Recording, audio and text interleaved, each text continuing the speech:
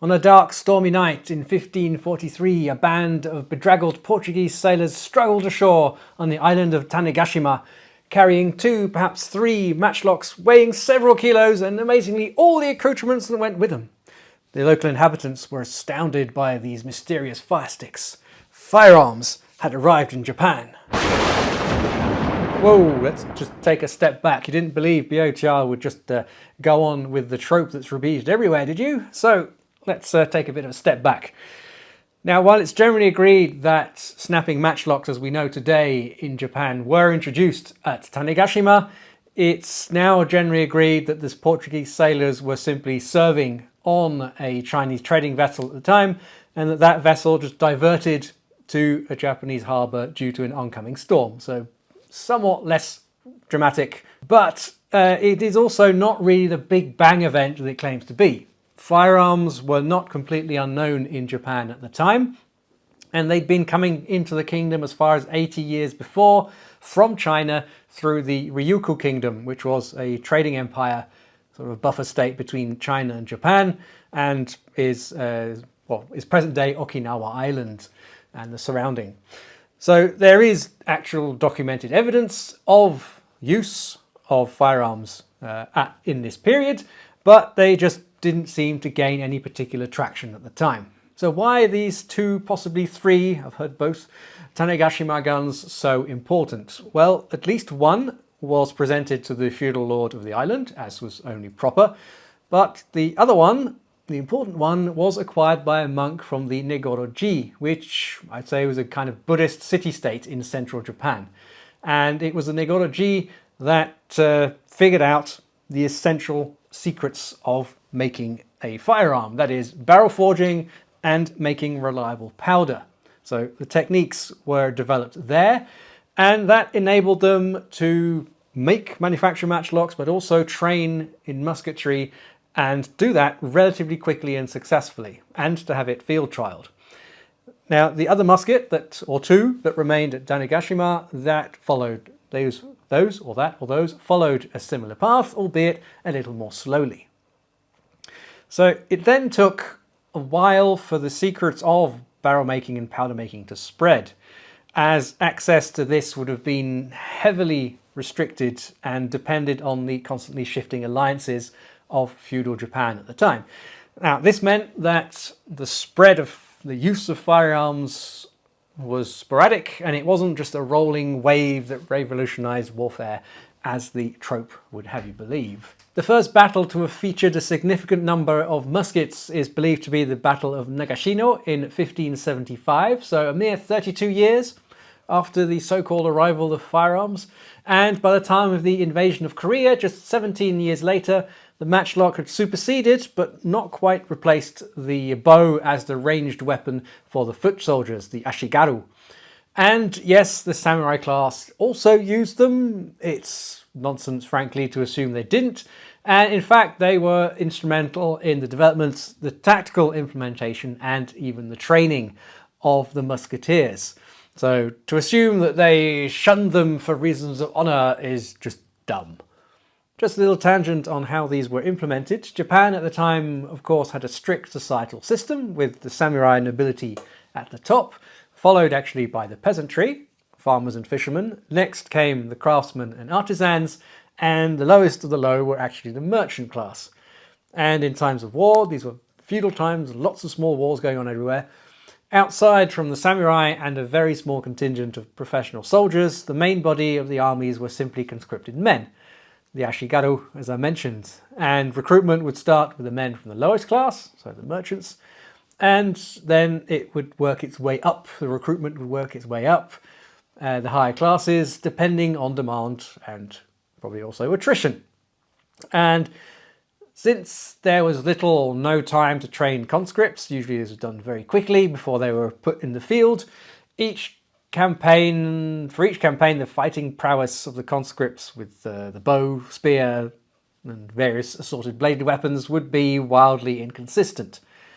With the introduction of the matchlock, however, this changes because, as happened everywhere else, it was immediately recognized that the basic notions and motions of firing a gun could be quickly and very easily instructed to the lower classes simply through drill. Just do it again and again until it sticks. And this, of course, created a far more homogeneous fighting force. Yep, guns were here to stay. All right, enough about the history. We'll have a look at the matchlock close-up, and we're also going to take it apart slowly. I don't think that's something that's been done in a video before, because how this is put together is actually part of the appeal or charm of these firearms. Let's start with the lock. It is called a snapping matchlock because the serpentine is retained by the sear, and when you pull the trigger it snaps down onto the pan under this cover here, and it's powered by this big long brass spring.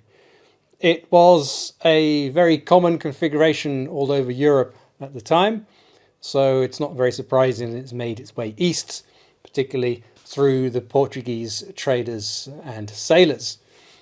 Now, the serpentine head here has a trough in the top, which is for retaining the match just long enough to fire. You sometimes see written that the little hole here is for passing a pin through so that the match is retained, but that's just not the case. This is a vestige of the sort of more traditional anthropomorphic snake head or dragon head on these serpentines. That's why we call it a serpentine. But yeah, some of these don't even have that hole, so that's not what it's for. So it's purely decorative. And having used the matchlock, you really don't want burning match to be retained anyway, as it's guaranteed to get in the way when reloading, and the tip of that match is literally white hot. And so yeah, if it's still mounted in the serpentine, the sear may slip when you're reloading, when you bump the trigger, or when you're priming. The hot embers of the match can waft down into the pan, so trust me, you want that match well away from the musket when you're reloading. The spring itself doesn't need to be very powerful, so it's just giving the serpentine an extra helping hand to drop the short distance to the powder, and there's no striking to be done like on a flintlock or a percussion lock. In fact, a strong spring would tend to mash the match tip into the powder and then smother the glowing tip rather than cause ignition. I've had that happen on a previous matchlock that I had, and I had to really fiddle with the spring to sort of tone down the power a bit, so that it just gives a little extra push. Other features of the stock while we're here: this hole here, which is lined with brass, is for passing the match through the stock and then onto the serpentine. And on the other side here we have a also brass lined blind hole, and that allegedly was for smothering the match once you've done with shooting. And indeed, when I got this and cleaned it out, there was a good thickness of soot in there. On the other side we have these escutcheons here, which all have a function, which we'll see as we take the lock off. So for that we need to take 4 pins out, and there we go. So that's 1 pin, 2 pins, 3 pins, which is also the pin holding the spring in place. Notice that the spring here has a little tab on the top, which is hiding the sear. So it's a protective measure there. Take that out, and then we have 1 pin going through the top, which is also securing the serpentine axis pin in place. Lots of things here have multiple functions.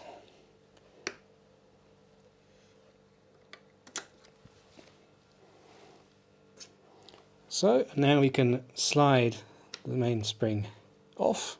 Call it the main spring. There you go. Boing. You can see the sear arrangement on the outside of the lock. There's a piece of iron here, and it catches on a lip on the back of the serpentine there. So when you pull the trigger, the sear retracts into the lock face. I can remove the serpentine. This is a piece I actually had to remake because the other one had got too sloppy.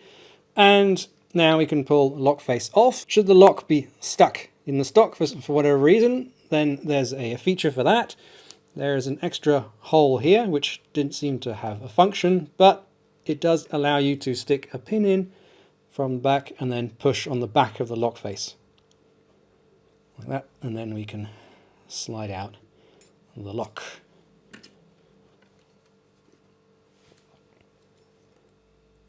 And that's all there is to it, folks. On the back we have another brass spring, and we have a pivot sear.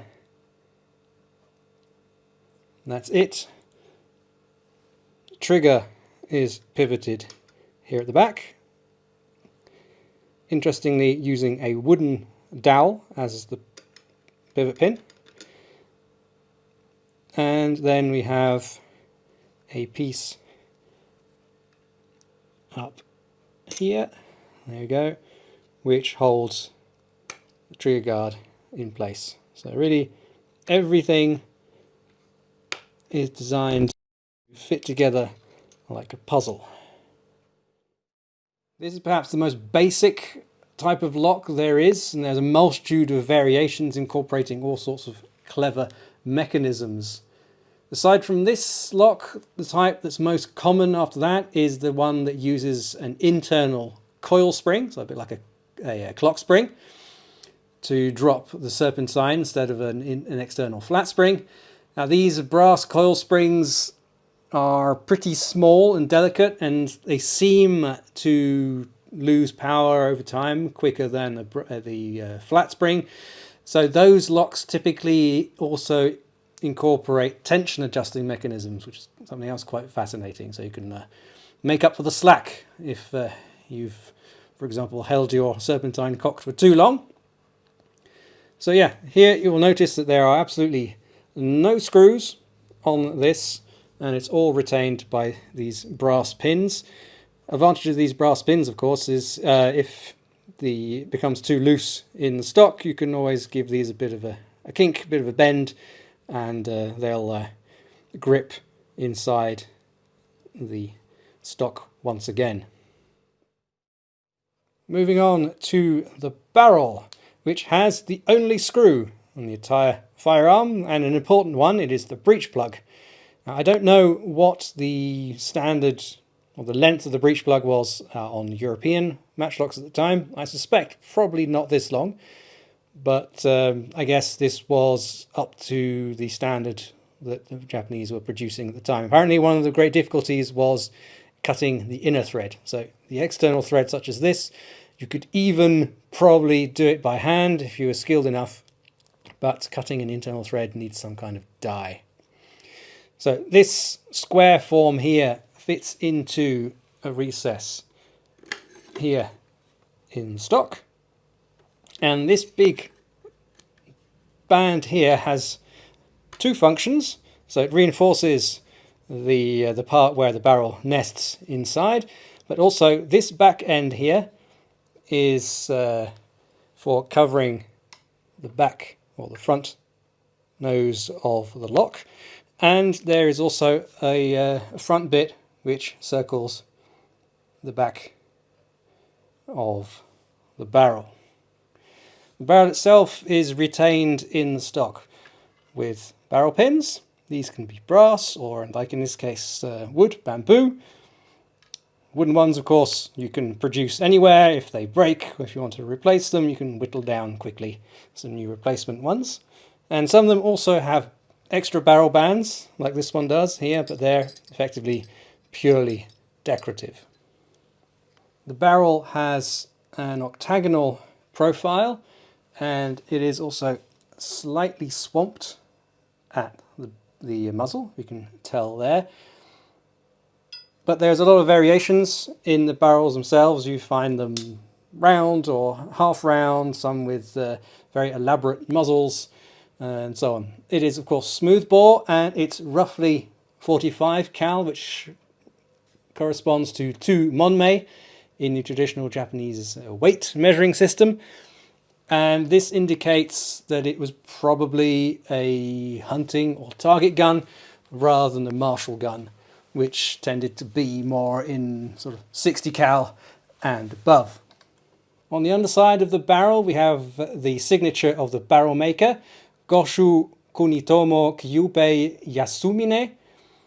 Kunitomo was a prolific center for gun manufacturing, a bit like the Japanese version of Liège, and Yasumi Kyubei was the specific gunsmith. And through a very helpful person online, we actually found records that this gunsmith did indeed produce at least 1 2 monmei Teppo. The other marking indicates that the barrel is a 2-layer barrel. The first layer consists of a thick iron sheet which is hammer forged into a tube around a mandrel, and around this tube an iron strip is then wrapped and also forge welded. There were also some more expensive barrels that were a 3-wrap barrel, which would then have an additional spiral wrap wrapped in the opposite direction to the first extra layer. Front sight post is a big triangle, but a nice little feature is this silver bead. That's not something I added, it was there. I discovered it when I was cleaning it. And then we have a fixed rear sight block with a sighting notch here. The block has some other grooves and holes which are mainly decorative, although there may have been also some mounting means for various sighting aids or perhaps also teaching aids. Bearing in mind these were only ever smooth bore, there was a sort of practical limit as to how sophisticated these sights needed to be. Now we come to the powder pan area of the barrel. So this is a forge welded piece which is added on with various slots around it, as you'll see here, which everything has a function. So first is this flash shield. So it serves as a shield for the shooter, but also it protects this flank of the barrel from corrosion. And that fits in the slot here. There's a rib on the back. And that itself hooks in to the front of the powder pan and is held in place by this wedge, usually slightly decorative, and that fits in between the powder pan and the flash shield, like so. You tap it in, and that cannot come out because it is retained in place by the big thick breech band here.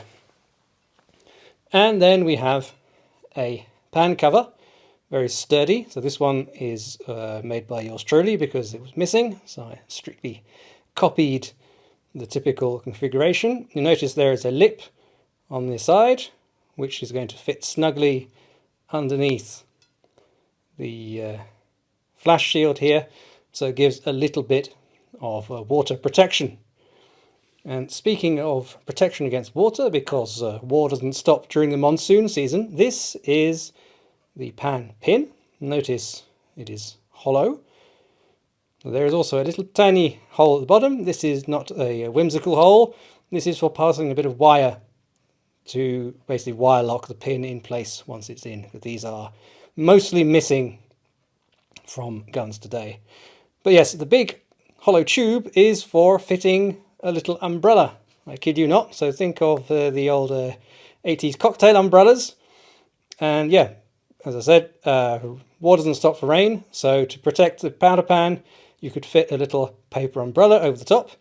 And if it was really, really pouring with rain, they went one step further with these lock boxes, I guess, which covers the entire lock, but not the sights, so you can actually aim through them.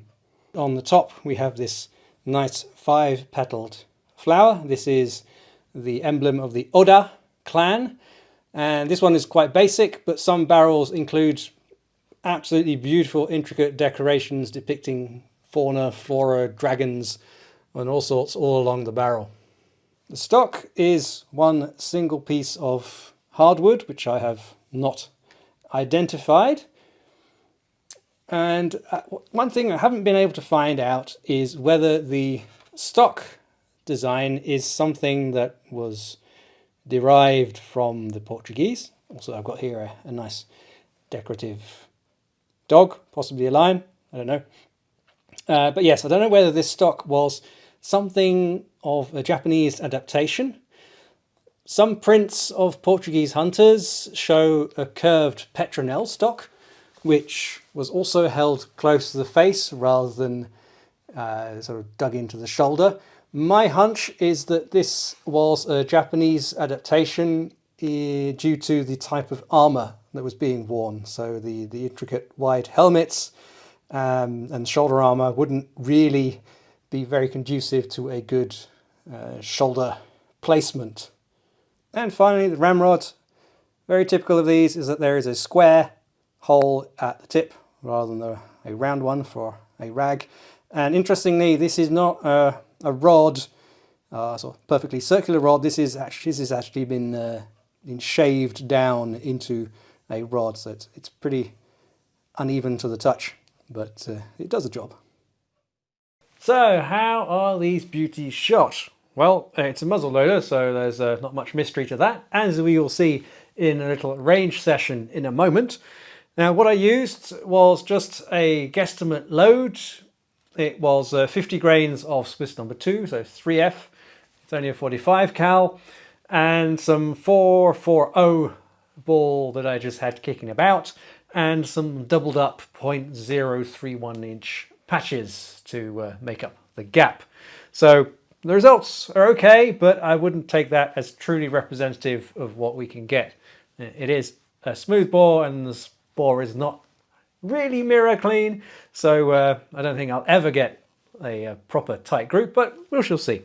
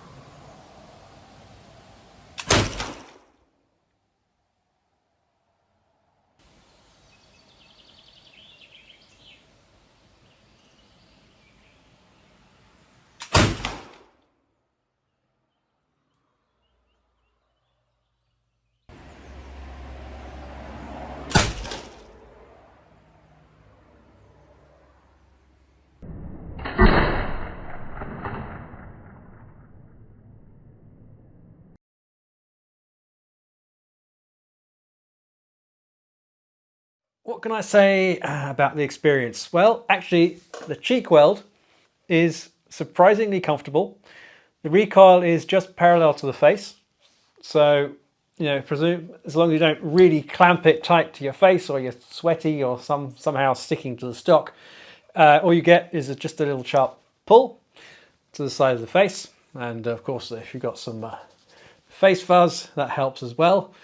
And yeah, the lock, surprisingly reliable. once you got a good glow on the match, and ignition actually is faster than a flintlock, or at least consistently fast. Whereas flintlock, you get a bit of variations, it starts getting grimy. With this, it didn't make a difference whatsoever. With regard to loading these, you could load with loose powder and ball as I did. They also had paper cartridges, but they also developed something else that the Europeans didn't at the time. For faster loading, not content with a bandolier with charges contained in little wooden bottles and a pouch full of loose ball, they went a step further and created the hayago, or hayagu, don't quote me on the pronunciation, and it's what we would nowadays call a push-through speed loader. So it consists of a hollow tube with a large opening at one end and a ramrod-sized opening at the other end. Probably some of you have already got the picture. And you would put a ball into the tube facing the narrow opening, patched or unpatched, and then you would fill the rest of the tube with the powder charge, and then you would seal the large opening of the tube with a lid or a plug. There was also a lid and plug attached that covered the other end. And to use it, you would simply remove both lids, place the quick loader over the muzzle so that the powder can drop down, and then you would shove the ramrod through the small opening in the tube and force the ball out and down the barrel over the charge. Such speed loaders are actually still used today, particularly for hunting with muzzle loaders, such as this one, for example. It's a muzzle loader's Magnum speed loader. It works exactly the same way. There's another type which I've seen mentioned, which is a closed tube, so closed at one end. The powder is in there and then is sealed by the musket ball itself, which is also pretty clever. And these types of cartridges were kept in a neat little cartridge box that would be on the musketeer's hip, and in theory they were also reusable. And once I have some properly sized projectiles, I may go ahead and make some, and here you go. So how did these guns develop once they were well established in Japan? Well, actually technology more or less stagnated from the time they were introduced, as isolationist policies took effect from the mid-17th century all the way to the mid-19th century, with very minimal trade contact with the Chinese and one tiny Dutch East India Company trading post in Nagasaki. They replaced the Portuguese as the contact point with the West, effectively. But only trade goods were allowed on the territory, so the Dutch were not allowed to enter Japan itself. So in terms of development of the guns, very little happened. You can find very many ornamental differences and different sizes, from literally hand cannons that you fire from the hip to little tiny pocket pistols, although I doubt those were actually used. So yes, the main variety mainly comes from styles. They depend on the region, period trends, and also certain gunsmith schools which would develop their own style. In terms of improving the ignition system, there seems to have been very little progress, voluntarily or not, although there seems to have been at least a little bit of experimentation, like this picture of something that looks very close to a wheel lock. It's more of like a friction lock, like a Zippo kind of thing. I've also seen some pictures of some Teppos converted to percussion, but I believe that those are probably conversions that happened at the end of the isolation period, once the aftershock of the gunboat diplomacy of the Perry expedition of 1853 finally opened the way to trade with the West and the rest of the world.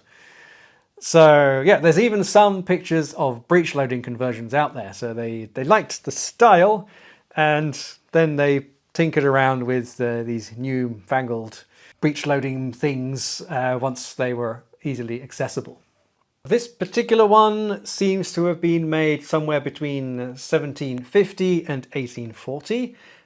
Seems to be the period where most of the ones we find today originate from. And I actually suspect that this is a composite piece. The lock was only partially finished, the internals. I had to finish off the fit and fitting of it.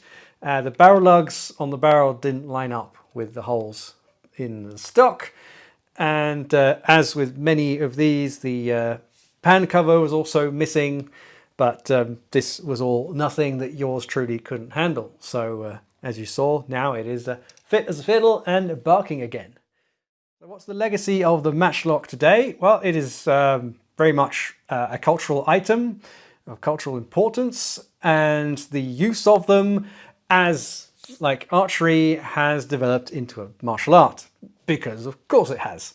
And it is known as Hojutsu, and it's a mix between actual gunnery, preserving the traditions, and also curating and preserving, restoring the guns themselves. If you're interested in that side, I highly recommend Gun Samurai on Instagram with some great English language content on this martial art.